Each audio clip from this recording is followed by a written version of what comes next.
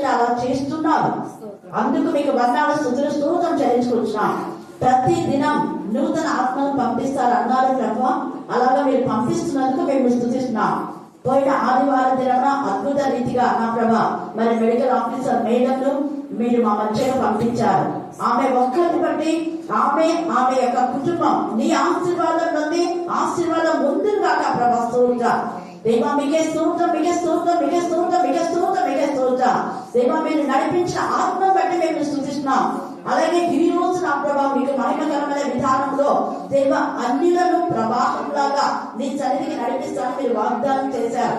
వాగ్దానం మీరు నెరవేర్చుకొని మరి అక్కమక్క మారటమే కాదు తండ్రి, బ్యాప్టిజం తీసుకొని క్రీస్తు సాక్షిగా ప్రతినిధిగా ఆమె కుటుంబము నీ ఆశీర్వాదం పొందినందుకు మీకు వందనాలు స్తుతులు స్తోత్రం చెల్లించుకుంటున్నాం దేవ. అక్కమ్మక్కతో పాటు నా తండ్రి మరి యొక్క సహోదరి సరస్వతి వాళ్ళ నాయనమ్మ కానివ్వండి, వాళ్ళ యొక్క బంధువు మరి యొక్క సహోదరి వచ్చింది లక్ష్మిని, వారి కుటుంబాన్ని తండ్రి గోపిని, వారి కుటుంబాన్ని నా ప్రభా అలాగే నా ప్రభా నా తండ్రి ఈ సమయంలో అన్నిలో నుంచి నా ప్రభా నేను గణపరచబడిన జైలును మీ కరుణాపీఠంలో ఎత్తిపడుతున్నా. ఒకప్పుడు నీ బిడ్డగా ఉండి పడిపోయి మరలా నీ బిడ్డగా నీ సాక్షిగా నిలబడింది. ఆమె వెంటనే చిన్న చుట్టాన్ని కూడా నా జయిస్తాడు గతించే పాత్రలుగా బాధించినందుకు వందనాలు స్తుతులు స్తోత్రం చెల్లించుకొచ్చున్నాం దేవా. నిన్న దినాన భయంకరమైన దురాత్మల ప్రేతాత్మల సమూహం నుంచి ఆమె కుటుంబాన్ని విడిపించిన దేవా స్తోత్రం.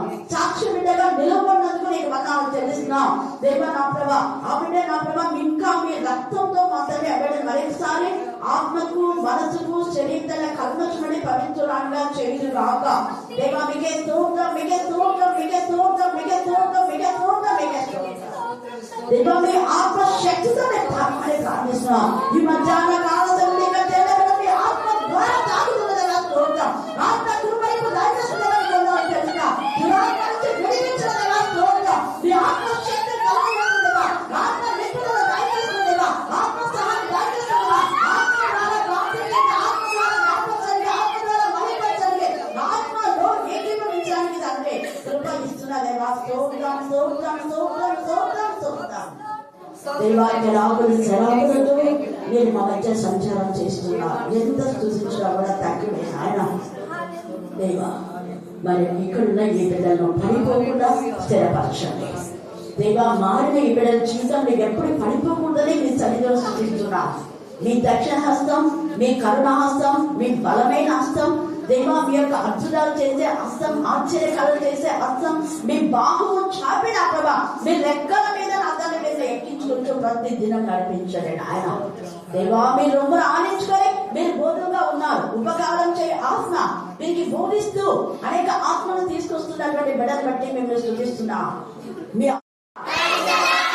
మాత్రం మీతో పంచుకుంటాను. అంటే అది మళ్ళీ జరిగిన విషయాలే వచనాలు చెప్పినప్పుడు మీరు అండర్లైన్ చేసుకొని అధ్యాయం అంతా చదివితే కూడా చాలా మంచిది. ఈ రోజు మన ధ్యానాంశం ఏంటంటే సత్య సాక్షి. ఏంటి చెప్పండి? మళ్ళా చెప్పాలి. సత్య సాక్షి అనే మాట ఎందుకు ఇక్కడ మాట్లాడుతున్నారు అంటే జరిగిన విషయాలు మరి కొంతమంది మనకు నమ్మక ద్రోహం చేసిన సత్య సాక్షి అయిన దేవుడు మన పక్షంగా ఉండి కార్యం సఫలం చేయలేడు. ఇక్కడ జరిగిన విషయాలు పోయిన వారం మనం ఏం చూసుకున్నాం అంటే ఇర్మియా చెప్పిన మాట వినక ఇర్మియా చెప్పినటువంటి మాటకు అవిధేయత చూపించి వాళ్ళంతా శిక్ష తెచ్చుకున్నారు. అప్పుడు అన్యులు ఏమంటారంటే మీకంతా ఇలాగా మీరు మాకు దాసులు కావడానికి ఇలాగా నెబ్కద్నెజర్ రాజునున్న జయించడానికి అనేక మందిని చంపడానికి కారణం మీ యొక్క అవిధేయత, మీ తిరుగుబాటు. ప్రవక్త అయిన ఇర్మియా మీ దగ్గర ఉన్నా కూడా ఇర్మియా మాటలు మీరు లక్ష్య పెట్టలేదు అని గద్దిస్తారు. అలా గద్దించి ఇర్మియా మాత్రం క్షేమంగా తీసుకువెళ్ళి పోషిస్తూ ఉంటాడు గెదల్యా చాలా మంచివాడు, దేవుడికి భయభక్తి గలవాడు. కాకపోతే ఐగుప్తుకు సంబంధించిన వాడే అయినా కూడా నెబ్కద్నెజర్ రాజు అతని మంచితనాన్ని చూసి నువ్వు ఆ ప్రాంతం అంతా కూడా యెరూషలేము పట్టణంలో కొంతమంది శేషించిన ప్రజలు ఉన్నారు, ఆ శేషించిన వారికి ఏం తక్కువ చేయకుండా వాళ్ళని బాగా చూసుకోవాలని చెప్పి పంపిస్తాడు. ఎంత మంచి రాజు. హల్లెలూయా, హల్లెలూయా. అలాగనే గెదల్యా కూడా మన పైన వాళ్ళని చూస్తున్నాం. ఎవరెవరైతే అతి నీరసులైన ఉన్నారో వాళ్ళందరికీ ద్రాక్ష తోటనిస్తాడు. చూడండి ఎంత మంచోడు అసలు. ఇక్కడ 40వ అధ్యాయంలో 7వ వచనం చదవండి.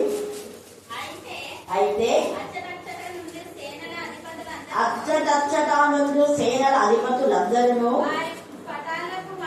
వారి పటాలకు వారును బబులోను రాజు అహీరాము కుమారుడైన గెదల్యాను దేశం మీద అధికారిగా నియమించి బబులోనునకు చెరగని పోబడగా వీళ్ళు చెరగని వాళ్ళ వీళ్ళకు ఫ్రీడమ్ దొరికింది. కారణం వీళ్ళు మాత్రమే దేవుని ఎందుకు భయభక్తి కలవాళ్ళు అని ఇక్కడ అర్థమవుతుంది. తర్వాత చదువు. పోబడగా నిలిచిన వారిలో స్త్రీలను పురుషులను పిల్లలను దేశంలోనే అతి నీరసులైన దరిద్రులను అతనికి అప్పగించనని వినిది. ఇలా అప్పగిస్తే అతను ఏం చేస్తాడంటే మీరు ద్రాక్ష తోటలు నాటించుకొని ద్రాక్ష రసమును అవన్నీ సంపాదించుకోండి అని చెప్తారు. ఒక శత్రువులను మన ప్రవర్తన దేవునికి ప్రీతికరమైనప్పుడు మన శత్రువులను సహా మనకు మిత్రులుగా చేస్తారు.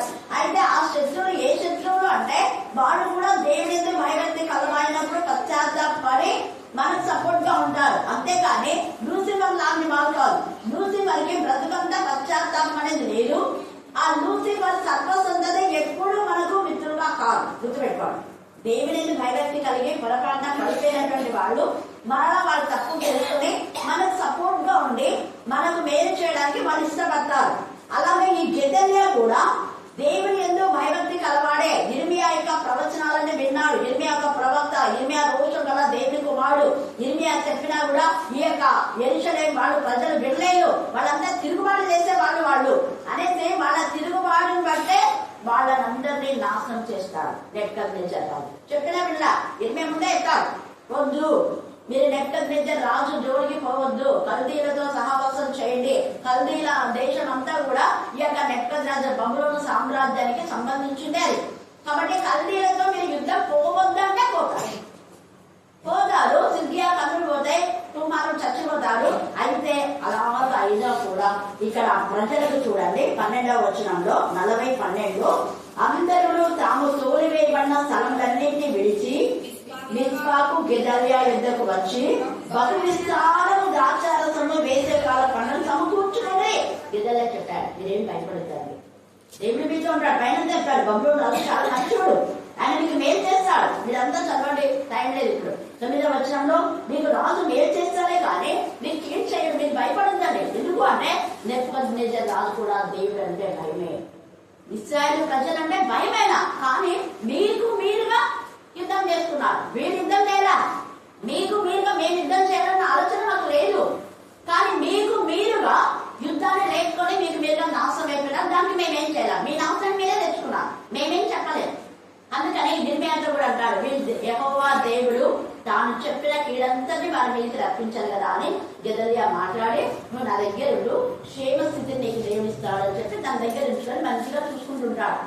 అలాంటి గెదల్యాను చంపాలని చూడండి, ఇశ్రాయేలులోనే దుర్మార్గుడు దేవుని పిల్లలై నుండి ఇంత నీచమైన ఆలోచన. ఇష్మాయేలు అంటే అప్పుడు ఈ ఇష్మాయేలు కాదు, ఇష్మాయేలు చాలా మంది ఉన్నారు వాక్యంలో. ఆది కాండంలో అబ్రహాం కుమారుడైన ఇష్మాయేలు కూడా ఎప్పుడు కూడా తన ప్రజలకు ద్రోహం చేయడమే. ఇష్మాయేల్ అనే పేర్లందరూ ఇదేనేమో ఉండేది మరి. ఇక్కడైతే అక్కడ ఇష్మాయేలు హక్కుదారుడైనటువంటి ఇస్సాకును కొట్టాడు కదా, బాధ పెట్టాడు. వెంటనే చాలా కోపం వచ్చేది, వీడు దాసి కుమారుడు అయ్యింది, నా కుమారుడు యజమాని కుమారుడు కొడతారా, దీని కుమారుడు తీసుకురా అక్కడ అరణ్యంలో వదులుతారా. అలాగా అప్పటికి వాళ్లకు వీళ్లకు ఎప్పటికీ బయలుదేరండి చచ్చే వరకు ఉంటుంది. ఇప్పుడు ఈ యుద్ధాలు అవే, ఇష్మాయేల్ సంతతికి ఇస్సాకు సంతతికి యుద్ధాలు అంతా ఇవే జరిగేది. అయితే ఇక్కడ ఏం చేస్తారు తెలుసా, ఇక్కడ గెదల్యా దగ్గరికి వచ్చి ఏం చెప్పాడా, ఈ అహీకాము కుమారుడైనటువంటి గెదల్యాకు కారేయ కుమారుడైన యెహోహానాను ఆత్మ సంబంధం. అతనికి ఈ ఇష్మాయేలు యొక్క క్రూర స్వభావం తెలిసి ముందే చెప్పాడు, ఇదిగో నువ్వు పలానా వాళ్ళను చేర్చుకోవద్దు, వాళ్ళతో సహవాసం చేయొద్దు, వాళ్ళు మంచి వాళ్ళు కాదు, వాళ్ళకు నువ్వు దూరంగా ఉండు, నేను నాకు సంబంధించిన వాళ్ళైనా నీతో చెప్తున్నా.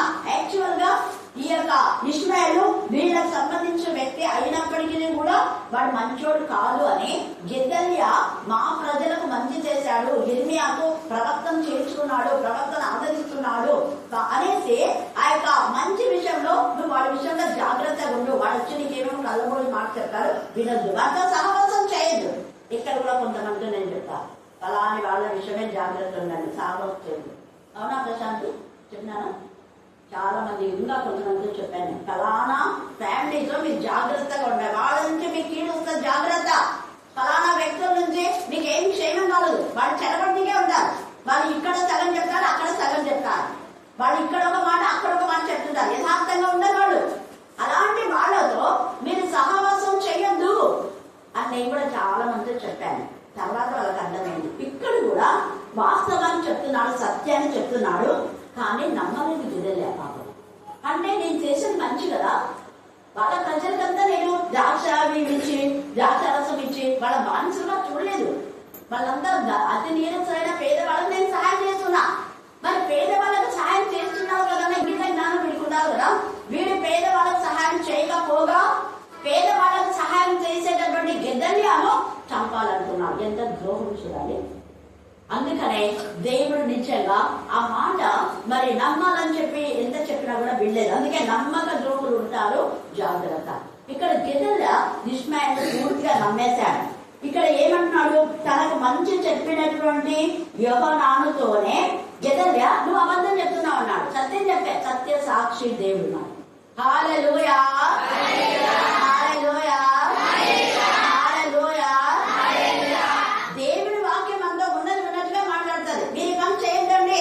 ఈ దొంగతనాలు, ఈ అక్రమాలు, ఈ అవిధేత, ఈ యొక్క లంచగొండి జీవితం, ఇతరులకు దోచుకునేది, ఒకరిని తీసుకొని ఇవ్వకుండా ఎగ్గొట్టే పని చేయొద్దండి. అలా చేస్తే మీరు వాళ్లకు 1000 రూపాయలు ఎగ్గొడితే మీకు ఏమైతే 1,00,000 పోతుంది. మీరు మాకు 80,000కి ఎగ్గొడితే 8 లక్షలు మీకు ఖచ్చితంగా మీ దగ్గర నుంచి దేవుడు వసూలు చేస్తారు. ఊరుకోవడానికి రోషపర దేవుడు, సత్య సాక్షి అయినా ఏదో కదా పాపం అని చెప్పేసి మీకు సహాయం చేస్తే, కొంతమంది ఈ మధ్య ఇద్దరు నాతో చెప్పారు, చూడక పోని పాపం అని చెప్పి నేను ఇస్తే ఏం ఊహించినావా నాకు డబ్బులేనా అని చెప్పేసి అని వాళ్ళు అసలు ఎప్పుడో ఇచ్చి మరి వడ్డీ ఎగ్గొట్టినారు. నేనన్నా వాళ్ళు వడ్డీ ఎగ్గొడితే ఖచ్చితంగా దేవుడు వాళ్ళ దగ్గర నుంచి వసూలు చేస్తారు, ఏం బాధపడతారు. హల్లెలూయా, హల్లెలూయా, హల్లెలూయా. అలాగే ఎగ్గొట్టిన వాళ్ళందరికీ డబ్బులు కట్ అయిపోయినాయి. వాళ్ళకి సపోర్ట్ చేసిన వాళ్ళకు కూడా పేర్లు అవసరంలా, మీకే తెలుస్తుంది. ఈ రాత్రి కాల సమయంలో దేవుడి మాటకు లక్ష్యం ఉంచాలి. లక్ష్యం ఉంచకపోతే మంచుడే పాపం గెదల్యా. కానీ మంచి విషయం ఇక్కడ యోహానాను చెప్తే దేవుని ఆత్మ సంబంధి యోహానాను గెదల్యాను పాపం కాపాడాలని చూస్తున్నాడు. అయ్యో నా ప్రజలకు మంచి చేస్తున్నాడు కదా అని చెప్పేసి, మంచి చేయడానికి అని చెప్పేసి ఈ యొక్క యోహానాను చెప్తే యోహానానే తీసేసి ఏమంటాడు, నువ్వు అబద్ధం ఆడుతున్నావు, నీవు ఆ కార్యం చేయకూడదు అన్నాడు. చూడండి ఎంత మంచోడు.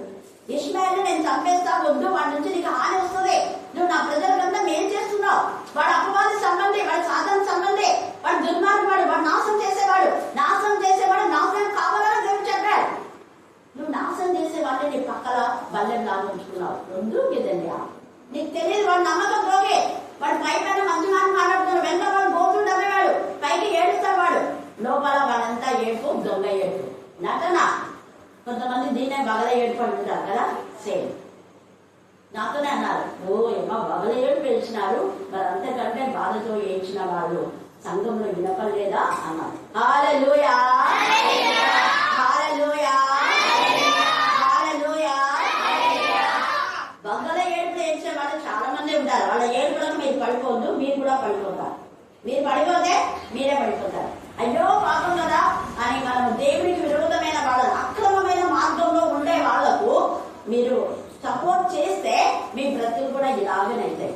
ఇక్కడ ఇష్మాయేలు అక్రమమైన జీవితంలో ఉన్నాడు. అతనికి మంచి నేచర్ లేదు, మంచి ఆలోచన లేదు.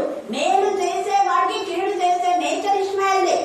అలాంటి ఇష్మాయేలు యొక్క నేచర్ ను ముందే హెచ్చరించి పాపం గెదల్యాను కాపాడాలని యోహానాను ఎంత ప్రయత్నించాడు. కాలేయ కుమారుడైన యోహానాను చాలా మంచివాడు, కానీ వీళ్ళ అప్పుడు ఏమైతే చూడండి 41వ వచనంలో, ఇంకా మీరంతా చదువు 41వ అధ్యాయం 1 నుంచి 6 దాకా చదివితే ఇక్కడ ఇష్మాయేలు 10 మందితో వస్తాడు, గెదల్యాను చంపేస్తాడు. ముందే చెప్పినాడు కదా నేను చంపుతాడని.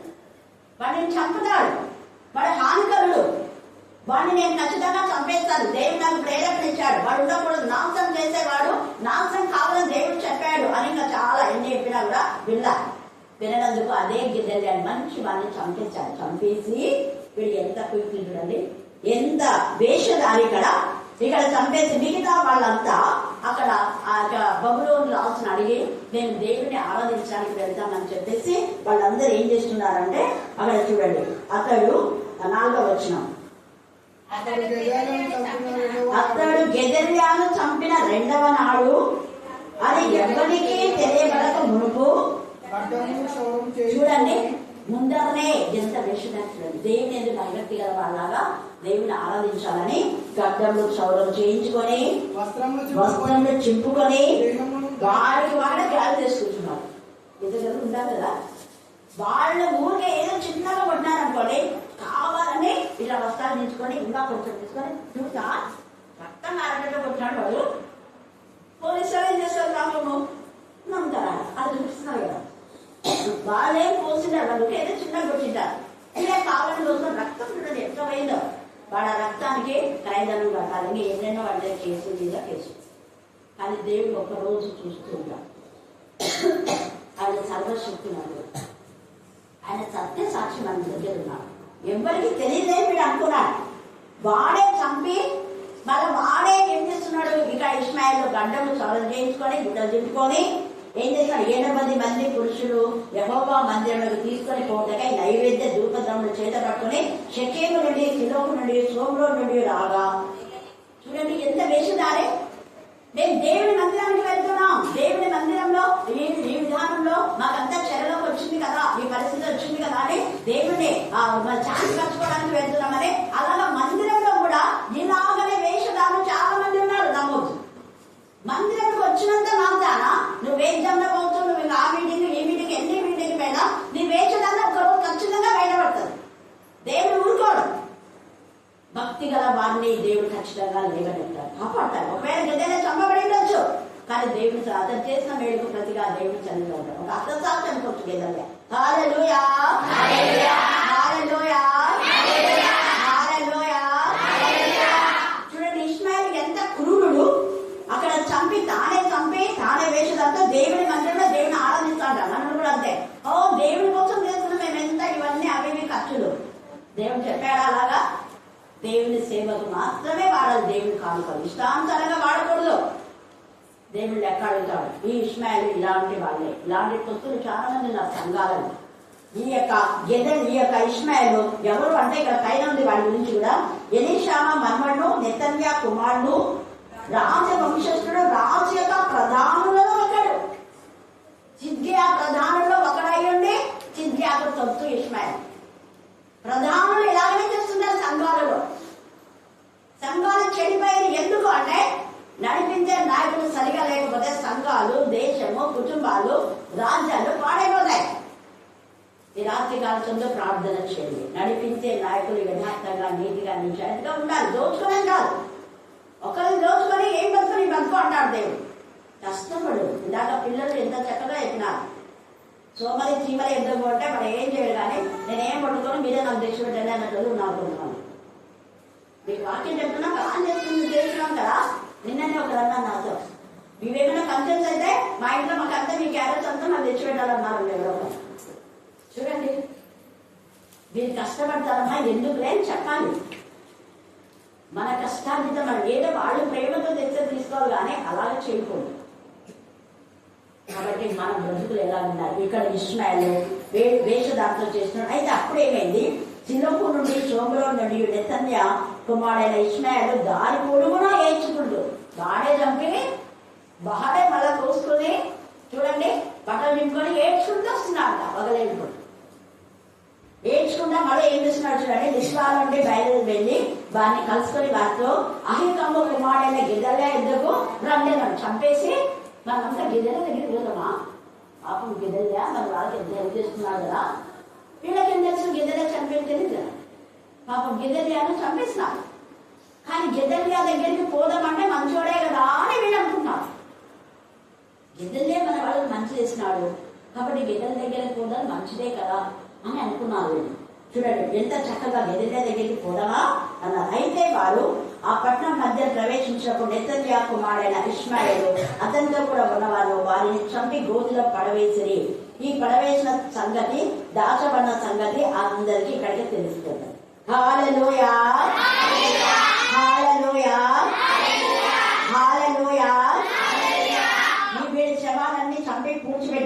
చేసిందారు. ఇదంతా కూడా తర్వాత తెలుస్తుంది. తెలిస్తే ఎంత బాధపడతారు తెలుసా? యోహాను 16వ వచనం చదవండి. అప్పుడు నెతన్యా కుమారుడైన ఇష్మాయేలు అహికాము కుమారుడైన గెదల్యాను చంపిన తర్వాత కారేహ కుమారుడైన యోహానాను అతనితో కూడిన సేనల అధిపతులందరూ మిస్పా దగ్గర నుండి ఇష్మాయేలు దగ్గర నుండి జనసేన అందరినీ అనగా గిబియోను దగ్గర నుండి ఇష్మాయేలు కొనిపోయిన యోధులను, స్త్రీలను, పిల్లను, రాజ పరివారం మరలా రప్పించి మళ్ళా తీసుకొని వచ్చాడు. ఎవరెవరినైతే వీడి తొత్తులు తీసుకొని పోయినాడో వాళ్ళందరినీ మళ్ళా తీసుకొని వచ్చాడు. అప్పుడు ఇక్కడ యోహానాను గద్దిస్తాడు. ఈ రాత్రి తప్పు చేసే వాళ్ళు గద్దిస్తున్నావా? తప్పు చేసే వాళ్ళ నువ్వు కూడా సపోర్ట్ గా ఉన్నావా? ఉంటే దేవుడు ఒకరి సపోర్ట్ చూస్తుంది. ఇక్కడ 58లో మనం చేసే ఉపవాసంలో 58 విషయాలు తేలిగా రాయబడింది. దుర్మార్గం కట్టిన కట్టడం మనం ఏం చేయాలంట? ఇప్పాలా? మనం ఇప్పుతున్నామా? ఇంకా ఎక్కువ గట్టి చేస్తున్నామా? దుర్మార్గులతో సహవాసం చేస్తున్నావా నువ్వు? ఇక్కడైతే ఇక్కడ ఎంత బాగా చూడండి. యోహానాను ఇతని దుర్మార్గం చూసి అతని గద్దించాడు. 11వ వచనం చదవండి. 41:11. కారేహ కుమారుడైన యోహానాను అతనితో కూడా సేనాధిపతులందరూ నెతన్యా కుమారుడైన ఇష్మాయేలు చేసిన సమస్త దుష్కార్యం కొంతలాడు. ఎంత దుష్కార్యం చేసినాడు? గెదల్యాను చంపేసి గెదల్యా ఇక్కడ అందరిని పోషిస్తూ ఉంటే ఆ స్త్రీలను, యోధులను అందరినీ తీసుకొని వస్తారు. ఎంత బాధ! ఇర్మియాను కూడా ఇంట్లో ఇర్మియా గుండె పగిలిపోతుంది. అందరికీ ఈ దుష్కార్యాలు చూసి ఊరుకోరు వెళ్ళి. కాబట్టి వీళ్ళు చంపాలనుకుంటే వాడు పారిపోయి ఎక్కడో దాక్కుని ఉంటాడు. అందుకే మీరు యెషయా 51:1 చదవండి. యెషయా 51:1. నీతిని అనుసరించుచు యెహోవాను వెదుగుచు నుండి వారలారా నా మాట వినుడి. నిన్నే చెప్పాడు, మీరు నీతిని కదా వెతికేది. దేవుని మాట వినండి. దేవుని చెప్తున్న మాట వినండి. వాళ్ళు ఎవరో వచ్చి మధ్యవర్తులు వచ్చి మధ్యాహ్నం వాళ్ళ నుంచి మీకు ఏం తెలియదు, వాళ్ళ క్యారెక్టర్ తెలియదు.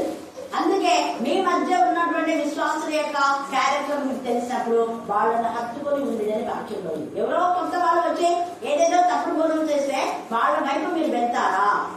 ఇక్కడ ఇర్మియా మాట్లాడుతున్నారు. ఇలా ఇర్మియా నీతో మాత్రం మాట్లాడుతున్నా. వాళ్ళ ప్రవర్తన మీరు కనిపెట్టి చూసి వాళ్ళు చెప్పింది సరి అయినప్పుడు వాళ్ళని ఆనుకుని జీవించండి. పరిశుద్ధ సహవాసంలో ఉండండి అన్నారు. సహవాసం మారితే మళ్ళా పోయిన దురాత్మలన్నీ ఏడుస్తాయి. ఒకటిపై ఏడుస్తాయి. అందుకే వాళ్ళ బ్రతుకు మరి మొదటి కంటే బహుచెందని అని వాక్యంలో వాడబడింది. మనం ఎవరితో సహవాసం చేస్తున్నాం? మనకు మేలు చేసిన వాళ్ళకి కీడు చేస్తున్నావా? మేలు చేసినటువంటి గెదల్యాకు కీడు చేసిన వీడి బ్రతుకంతా కూడా అంత దేశాలు పట్టుకొని తిరుగుతున్నారు. భయపడి విష్ణాయి ప్రశాంతంగా ఉన్నటువంటి వారిని ఎంత అల్లకల్లోలం చేసేసారు. దేవుడు కూడా వాళ్ళ బ్రతుకు కూడా అలాగనే ఉంది. అలాగనే అక్కడ మనం చూస్తే కయ్యూను కూడా అంతే కదా. ప్రశాంతంగా ఉన్న జీవితాల్లో తన తమ్ముడైన హేబేలు మంచి చేసిన చంపాడు. దేశం దిమ్మరే దేశాలు పట్టుకొని తిరుగుతున్నాడు. ఎక్కడ ప్రశాంతత లేకుండా ఈ యొక్క రాత్రి కాలంలో మన బ్రతుకులు ఎలా ఉన్నాయి? ఇక్కడైతే ఈ యొక్క యోహాను సత్యం తెలుసుకున్నాడు. తెలుసుకొని ఇక్కడ అంటున్నాడు. మళ్ళీ 62వ అధ్యాయము యెషయా 1-3 వచనాలు చదివి మళ్ళీ 11వ వచనం చదవాలి. సియోను నూతి సూర్యకాంతి వలె కనపడు వరకు దాని రక్షణ దీపం వలె వెలుగుచుంటే వరకు నేను సియోను విషయంలో ఏలాగా మౌనంగా ఉన్నాను. Thank God. హల్లెలూయా. దేవుడు మౌనంగా ఉండే దేవుడు కాదు. వెంటనే ఇంకొక డోర్ తెలుస్తాడు దేవుడు. ఇక్కడ ఆ దుష్ట శక్తులు ఎలా చేస్తున్నారా? దేవుడి వాక్యం ప్రకటించడానికి ప్రపంచంలో ఎంతో స్థలం ఉంది. సృష్టికర్త అయిన దేవుడు ఎంతో ప్రపంచం ఉంది. ఎక్కడైనా ప్రకటించవచ్చు. సర్వ సృష్టికి అందుకే అన్నాడు, ఒక చోట ఆటంకం వస్తే ఇంకో చోట ప్రకటించి ఆగిపోకూడదు. వాక్య పరిచయం సాగిపోవాలా. హల్లెలూయా. హల్లెలూయా. ఇండియా ధైర్యంగా ఒకరు చెప్పొద్దంటే ఇంకొక చోటపై చెప్పేస్తున్నాడు. అదే దేశంలో ఒకరు కొట్టినా కూడా ఓర్చుకొని చెప్పేస్తున్నాడు, మీకు భయంకరమైన కీడు వస్తుంది, జాగ్రత్తగా మారండి, దేవుని మాట వినండి. చెప్పినా విన్నా శిక్ష వచ్చింది. వాళ్ళ పాపం వాళ్ళని పట్టుకుంది. వాళ్ళ శాపమే వాళ్ళకు మరి శిక్షగా మారింది. అందుకే శిక్షించగా మానడు అని వాక్యంలో ఉంది. దేవుడు ఖచ్చితంగా శిక్ష అర్హులను శిక్షిస్తాడు. ఎప్పుడు క్షమిస్తాడు అంటే పశ్చాత్తాపడి బ్రతుకు మార్చుకొని ఇక మీదుగా ఆ మొదటి పాపము జీవితాన్ని చేయకుంటే. అదే ఇక్కడ జక్కయ్య ఏం చేశాడు, కిందికి దిగిరా అంటేనే వెంటనే దిగి, ప్రభువా ఎవరెవరి దగ్గర నేను అన్యాయంగా, అంటే న్యాయం కాదు, ఒకరి దగ్గర తీసుకొని నేను మళ్ళీ ఇస్తానని చెప్పి తీసుకొని ఇవ్వకుండా అన్యాయంగా ఉంటే 400 ఇస్తానన్నాడు. మరి ఇచ్చావా? 400. చూడండి, 1,00,000 సంవత్సరానికి 20,000 అవుతాయి. 400 అంటే 20,000 4 సంవత్సరాలకి ఇస్తున్నావా? దేవుడి దగ్గర లెక్కలు ఉంటాయి. లెక్కలే చెప్తాను నీకు. తర్వాత చూడండి, ఇక్కడ మనం చూస్తే ఎంత చక్కగా ఆ యొక్క మాట రాయబడింది. 11వ వచనం చదవండి మళ్ళా. ఆలకించుడి భూదిగంతముల వరకు యెహోవా సమాచారం భూదిగంతాలుగా ప్రకటింపజేస్తాడు. ఒక చోట చెప్పొద్దంటే మొత్తం ప్రపంచమంతా వినిపించాలని చేస్తాడు ఆయన. చీకటిలో నువ్వు మాట్లాడుకున్నది మిద్దె మీద ఆయన వినిపిస్తాడు, అందరూ వినేలా. నువ్వు చేసే దుష్కార్యం అందరు కలపడా తెలుస్తుంది. ఇక్కడ ఈ యొక్క గెదెల్యాను ఇస్మాయిల్ చంపింది కాబట్టి తెలియదు అనుకున్నాడు. తెలిసిపోయి వాడు ఖరారైపోయాడు. వాడు చంపాలి అనుకున్నాడు కానీ వాడు పారిపోయాడు. చూడండి ఎక్కడున్నాడు అంటే ఈ యొక్క 18వ వచనంలో మీరు తర్వాత చివరన చదివితే అక్కడ ఉంది. అహీకాము కుమారుడైన గెదెల్యాను నెతన్యా కుమారుడైన ఇష్మాయేలు చంపినందున వారు కల్దీయులకు భయపడి ఐగుప్తులకు వెళ్ళదామనుకొని బెత్లెహేము దగ్గరున్న గెరూతు కింహాంలో దిగిరి. వాడు పారిపోయి అక్కడక్కడ ఉన్నారు. వీళ్ళు వెతుకుంటా గెరూతు, ఇక్కడ కింహాము అంటే ఇది యేసు ప్రభు యొక్క ప్రాపర్టీ, యోసేపు ప్రాపర్టీ. ఇది బోయజ్ యొక్క పొలంలో సంబంధించినది. దీని హిస్టరీ చాలా ఉంది, ఇప్పుడు మనకు సమయం లేదు. అందుకే యేసయ్య అక్కడనే జన్మించాడు. తిరిగి తిరిగి తిరిగి తిరిగి అక్కడికే వచ్చి దేవుడు ఆయన జన్మించేలా చేశాడు. హల్లెలూయా, హల్లెలూయా. అది కింహాం సత్రం అంటే దాని ఇప్పటికే అలాగనే ఉంది. గెరూతు కింహాం సత్రము అంటారు. సత్రంలో స్థలం లేనందున ఆయన ఇంటిలో ఆయన ప్రాపర్టీలో ఆయనకే స్థలం లేదు. చూడండి ఎంత బాధాకరం. అది యోసేపు వచ్చాడు భూభాగం. మన భూభాగాలన్నీ చూసుకుంటే అది యోసేపు వచ్చాడు భూభాగం. కానీ తన యొక్క ప్రాపర్టీలోనే తన భార్యకు ప్రసవం చేయడానికి స్థలం లేదు. ఎంత బాధ. ఈ రాత్రి మనకు కూడా ఇలాంటివే జరుగుతున్నాయి. మనం మేలు చేసిన చోటనే మనకు కీడు చేయాలని చేస్తాడు. కానీ దేవుడు ఏదో ఒకటి దాంట్లో వే ఓపెన్ చేస్తాడు. హల్లెలూయా, హల్లెలూయా. అందుకే పశుల పాకలో అక్కడ అంటే ఇంకా లోపలికి వెళ్ళేటప్పుడే ఏసే జన్మిస్తాడు. పశుల పాకలో పెట్టాలి కానీ ఆ తొట్టిలో పశుల తొట్టిలో అయితే తర్వాత ఒక మంచి ఇంటిలో ఏసైని తీసుకుపోతారు. అందుకే ఇంటిలో ఉన్నప్పుడే జ్ఞానులు ఏసైని దర్శిస్తారు. హల్లెలూయా, హల్లెలూయా. ఆ తర్వాత వీళ్ళందరికీ బుద్ధి వచ్చి ఇర్మియా దగ్గరికి వచ్చి మాట్లాడతారు. చూడండి 2వ వచనం చదవండి. 42:2 మేము ఎంత కొంచెం మంది మిగిలి ఉన్నామో నువ్వు చూస్తున్నావు కదా. ఇర్మియా దగ్గరికి ఇప్పుడు వచ్చినారు. అంతా తప్పు తెలుసుకున్నారు. ఇర్మియా గారు మమ్మల్ని క్షమించండి, నేను ముందు నీ మాట విన్నా, వింటే మేమందరం మిగిలిపోయే వాళ్ళమే, నువ్వు చెప్పిన విన్నా. కానీ ఇప్పుడు కొంచెం శేషం ఉంది కదా, దేవుడు ఏదో కుటుంబంలో శేషమే. ఆ శేషం వల్ల బాగా ఉండేలాగా మాకు దేవుని మాట చెప్పు. ఏం చేయడమే ఇది దేవుడు మన్నించుకోవాలి. పశ్చాత్తాపం, తక్కువ చేయడం మానవ నైజం. కానీ వారి ఒప్పుకొని విడిచిపెట్టాలి. ఇర్మియా దగ్గరకు వచ్చి పశ్చాత్తాపడి తమ తప్పును ఒప్పేసుకుంటున్నారు. నువ్వు చెప్పినా మేము వినలేదు ఇర్మియా అని చెప్పేసి ఎవరెవరు వచ్చినారు, అల్పులేమి గనులేమి ప్రజలందరూ మిగిలిన శేషమంతా ప్రవక్త అయిన ఇర్మియా యుద్ధకు వచ్చి అతనితో ఇలా మనవి చేసిరే. అప్పుడు ఇర్మియానే వాళ్ళ దగ్గరికి వెళ్ళాడు.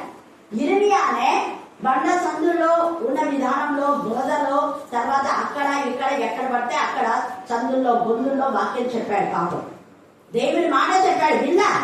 వినడం జనులు ముకుందమైన జనులు ఖండం చేస్తున్నారు. అందుకనే అందరు నాశనం అయిపోయినారు. ఏదో కొంత శ్రేష్టం మిగిలించాడు దేవుడు కృప చొప్పున. ఇప్పుడు వాళ్ళ పశ్చాత్తాపం వచ్చి గనులు అల్పులు అందరు వచ్చి ఇర్మియాతో అంటాడు, మేము ఎంత కొంచెం మంది మిగిలినామో నువ్వు చూస్తున్నావు కదా, చిత్తగించి మా విన్నపము నీ సన్నిధికి రానిచ్చి శేషించున్న మా అందరి నిమిత్తం నువ్వు దేవుడైన యెహోవాకు ప్రార్థన. ఇప్పుడు అంటున్నా ప్రార్థన చేయను. నేను దేవుని సొంత ప్రార్థన చేసినా దేవుడు నాకు ఇది చెప్పినా అంటే విన్నా. ఇప్పుడు అంటున్నా ప్రార్థన చేయరా శేషించిన శేషం కోసం. అప్పుడు ఇదంతా చదవండి. రేపు మిగతాది మనం ధ్యానం చేసుకుందాం.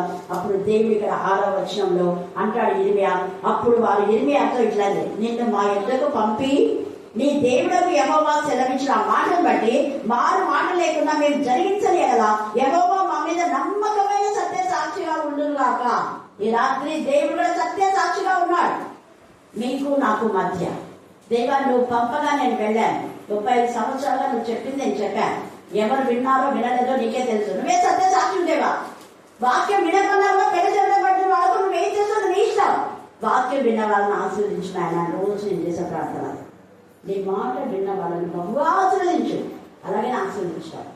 దేవుడి మాట విన్నటువంటి ఆ యొక్క ఎవరంటే ఆ పాప రమ ఉండేది నా దగ్గర, చాలా మంది తెలిసింది. అది ఇక్కడనే ఎంఆర్ఓగా అయింది, ఇప్పుడు డిప్యూటీ కలెక్టర్ రేంజ్లో ఉంది ఆ పాప.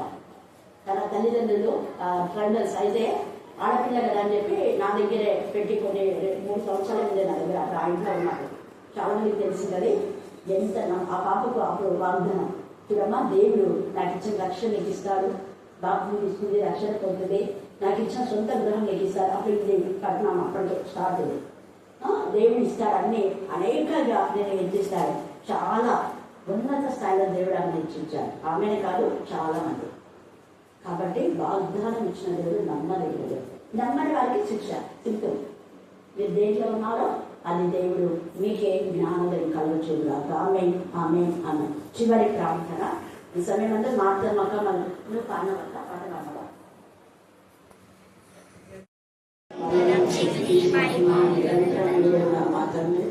ఆమేన్ ఆమేన్ ఆమేన్.